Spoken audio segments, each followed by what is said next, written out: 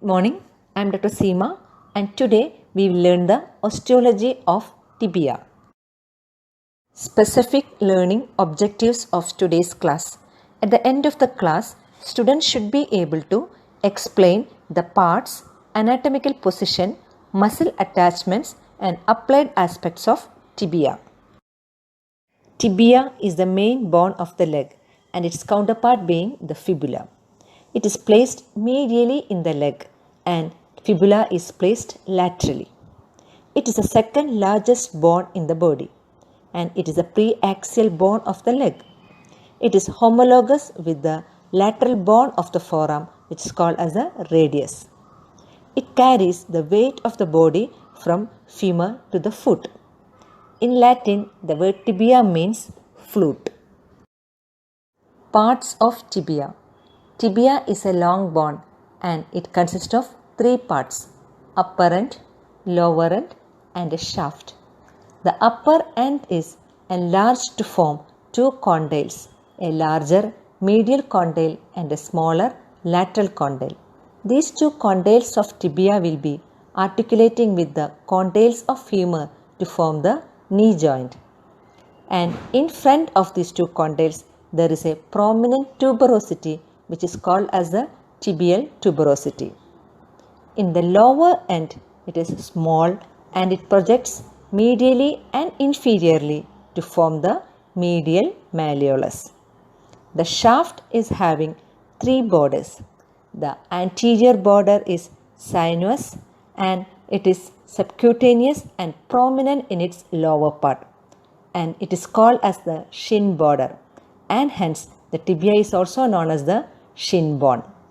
The other two borders are lateral border and medial border. Tibia is also having three surfaces, that is medial surface, lateral surface and posterior surface. The lower end of the tibia will be articulating with the tarsal bone to form the ankle joint. Anatomical position and side determination of tibia. When you keep the bone in anatomical position, automatically you will be determining the side of the bone. When during examination time a bone has to be discussed, it should be kept in its anatomical position. Now we'll see the anatomical position of tibia and we can determine the side of the tibia. The upper expanded end of the tibia with the condyle should be facing upwards, and the tibial tuberosity should be facing anteriorly. The sinuous anterior border, which is much sharper in the lower part, should be facing anteriorly. The medial malleolus, which is present in the lower end, should be facing onto the medial side, and the superior surface of the two condyles of the tibia, which is known as the tibial plateau, should be located in a horizontal plane. Now we'll see the details of the upper end of tibia. The upper end of tibia consists of a large medial condyle and a small lateral condyle and an intercondylar area in between it and a tibial tuberosity. This is the anterior view of the right-sided tibia and this is the posterior view of the right-sided tibia. And you can see here the tibia upper end is having a lateral condyle and a medial condyle. And here this is the medial condyle and this is the lateral condyle. And there is a triangular area in front of these condyles at the upper end of tibia, and the apex of the triangular area is projecting and it is called as the tibial tuberosity. And if you see the tibial tuberosity, that itself is divided into an upper part and a lower part. The upper part is smooth and it gives attachment to ligamentum patellae, and the lower part will be giving attachment to a bursa. And each condyle is having its own surfaces. So the lateral condyle will be having an anterior surface, a lateral surface, a posterior surface and a superior surface, whereas the medial condyle will be having an anterior surface, a medial surface, a posterior surface and a superior surface. And the superior surface of the two condyles and the intercondylar area together will be called as the tibial plateau. And now we will discuss only the important features which are seen in the surfaces of the condyles. Okay. Now the lateral condyle is having a small facet on the anterior aspect just lateral to the tibial tuberosity, which is even known as the Gerdy's tubercle. And here it gives attachment to the iliotibial tract, which is a thickening of fascia lata, which is the deep fascia of the thigh. And this is the posterior surface of the tibia condyle, lateral condyle, and there you will be having a facet for the attachment of the upper end of fibula, that is head of fibula, and which forms the superior tibiofibular joint. So if you get the, or if you see just the upper end of the tibia itself, by identifying this iliotibial tract impression and the facet for the fibula head, you can keep it in anatomical position, because always remember the fibula lies lateral to the tibia. Now in the medial condyle, if you see, it is having a prominent groove on the posterior aspect of it, or on its posterior surface, and this groove is for the attachment or insertion of semimembranosus muscle, which is a muscle of the posterior compartment of thigh. This diagram shows the tibial tuberosity. To the upper part of the tibial tuberosity, which is smooth, you can see the attachment of ligamentum patellae, and to the lower part, which is rough, you can see the presence of bursa, and the name of this bursa is superficial infrapatellar bursa. There are a number of bursas around the knee joint which will be taken along with the knee joint class. This is a diagram of lateral condyle of the tibia, and you can see here the colored area represents the facet for iliotibial tract. And I already mentioned you, iliotibial tract is a thickening of deep fascia of the thigh laterally. So the lower end of the iliotibial tract is getting attached to the tibia anterior surface. You can see it here. And the same thing, this is that facet. Okay, and you can very clearly see it lies lateral to the tibial tuberosity. This is the posterior surface of the lateral condyle, and the main feature over here is an articular facet for the head of fibula, and this is the articular facet, and it is round in shape, and here the head of fibula articulate, forming superior tibiofibular joint. And just above the articular facet, between the superior surface and this articular facet, there is a small groove present over here, through which the popliteus muscle will be entering the posterior surface of the tibia. This is the lateral view of the tibia, and this is the posterior view of the tibia. And here you can clearly see this is the fibular head. That means it is articulating with the facet which is present over the tibia. And just above that, through this groove, the popliteus muscle will be entering to the posterior surface of the tibia for its insertion. So here you can see it here. Okay, so this portion there will be a groove, and this is the popliteus muscle.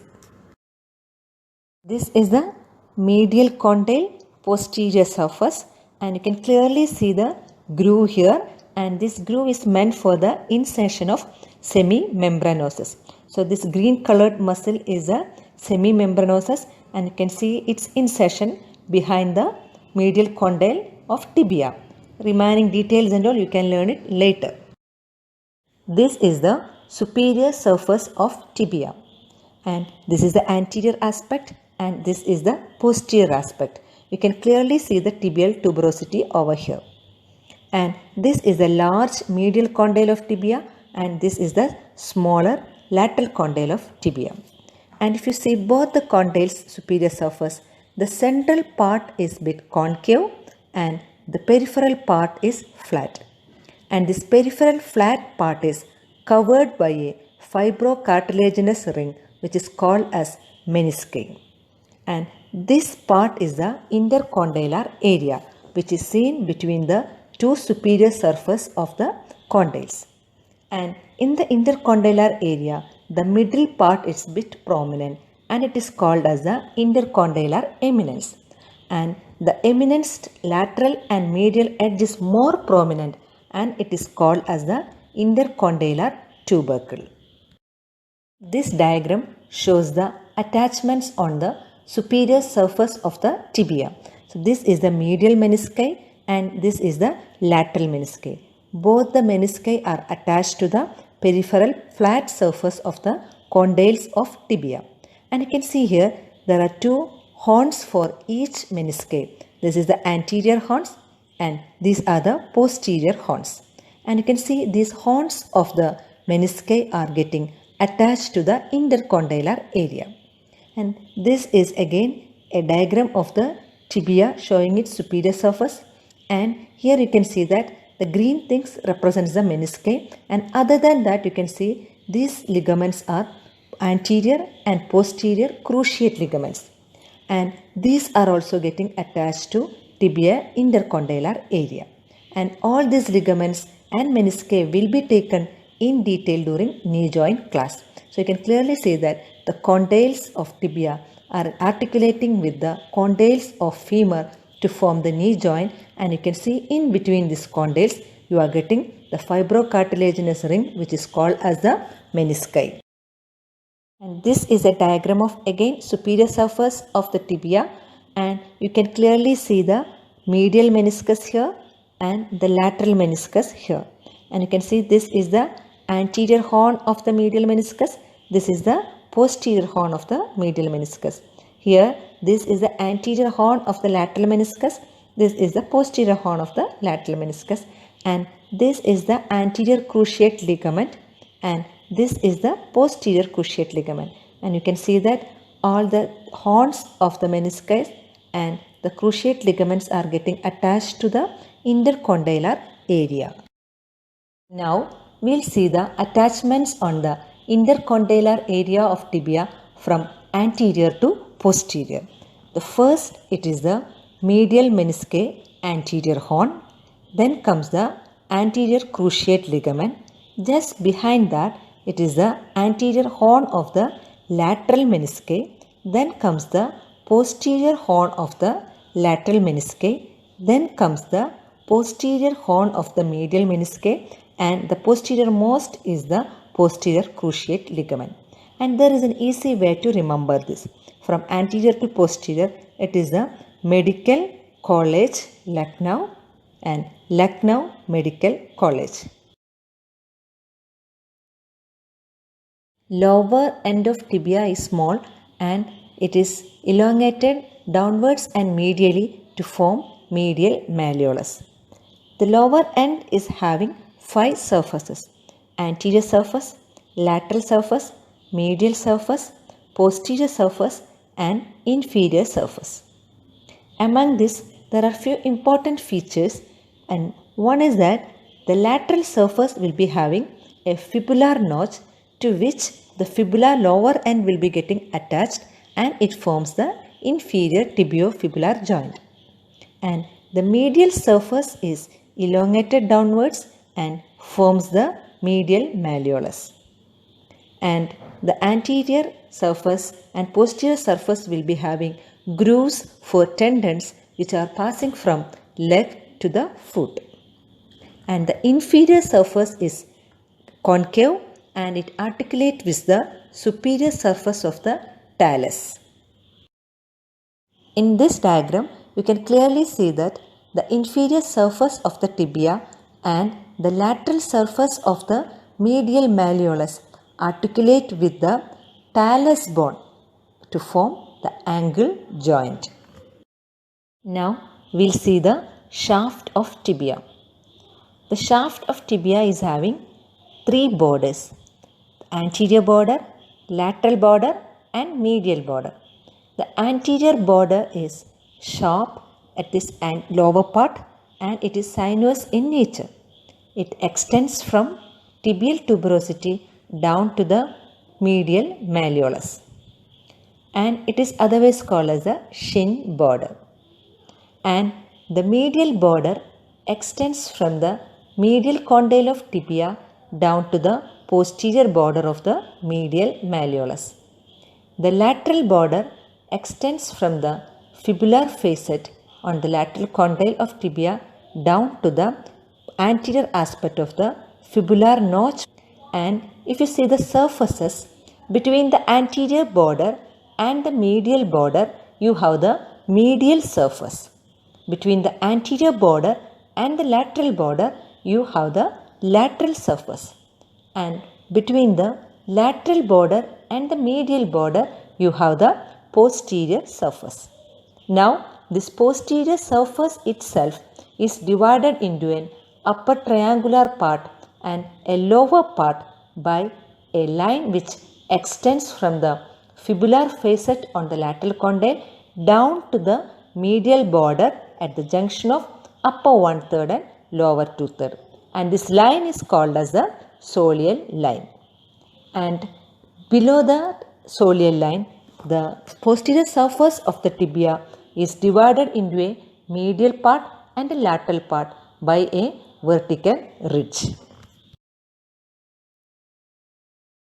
Nutrient foramen of the tibia is located at the posterior surface near the upper end of the vertical ridge, and it is directed downwards.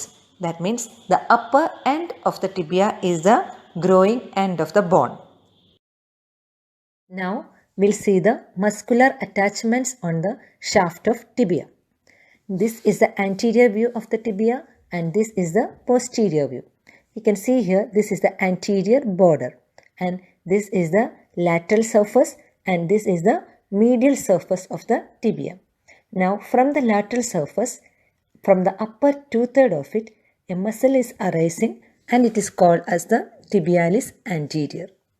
And you can see here almost the whole of medial surface is not having any origin and only 3 muscles get inserted in the upper part of the medial surface, and from before backwards they are sartorius, gracilis and semitendinosus.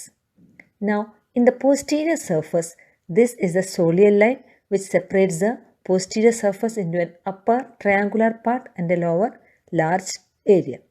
And you can see here from the soleal line we have the origin of the muscle soleus, and from the triangular area above it we have the insertion of the muscle popliteus, and below the soleal line the posterior surface is divided into a lateral area and a medial area by a vertical ridge. And from the medial surface there is a muscle arising which is called as the flexor digitorum longus, and from the lateral area there is a muscle arising which is the tibialis posterior. In this diagram you can clearly see the insertion of sartorius, gracilis and semitendinosus tendon from before backwards on the medial surface of the tibia upper part, and the ossification of tibia. The tibia ossifies from 3 centers, 1 primary and 2 secondary. Primary center appears in the middle of the shaft at the age of 7th week of intrauterine life. Secondary centers for the upper end appears at birth or shortly after birth and fuses with the shaft by 20 years. And the secondary center for the lower end appears by 2 years and fuses with the shaft by 18 years. Before going to the applied aspects, we will quickly refresh the tibia important features. Tibia is having an upper end and a lower end and a shaft. This is the anterior view and this is the posterior view. The upper end anterior view, you can see lateral condyle, medial condyle, tibial tuberosity and intercondylar area. In the intercondylar area, there are 6 structures getting attached. And in the lateral condyle, the important feature is a facet for iliotibial tract anteriorly and facet for fibula posteriorly. And an important feature of medial condyle is in the posterior surface, and that is a groove for semimembranosus muscle insertion. And here in the posterior surface you can clearly see the facet for the fibula, and just above it there is a groove for popliteus muscle. And here this is the shaft, and the shaft, this is the anterior border, this is the lateral border, this is the medial border, and this is the lateral surface, this is the medial surface, and here this is the posterior surface. And here you can see in the posterior surface, this is a soleal line, and which divides the posterior surface into an upper triangular and lower large area. And the posterior surface lower large area is again divided into a lateral and medial area by a vertical ridge. And the nutrient foramen of the tibia is present in the posterior surface near the vertical ridge. And the lower end, if you see, it is having an extension downwards from the medial surface, which is called as the medial malleolus. And you can see here on the lateral surface you have the fibular notch for the head of fibula, and the inferior surface of the lower end and the lateral surface of the medial malleolus will be articulating with the talus bone to form the ankle joint. Shin splint is pain along the shin bone, and it is usually due to inflammation of tissue in the area due to excessive physical activity, and it is very common in athletes, dancers and military personnel, and it may go off by itself by taking rest, and it is commonly felt at the region of junction between middle of the lower leg to the ankle. Osteomyelitis or inflammation of bone is very common at the upper end of tibia. Fracture of tibia is common at the junction of upper 2/3 to the lower 1/3, and there are two reasons why this is a vulnerable site for fracture. The first one is it is the narrowest place, and the second one is the lower 1/3 of the tibia is least vascular because there is no muscular attachment over to this region, and medial malleolus of the tibia is also frequently fractured. Thank you and have a nice day.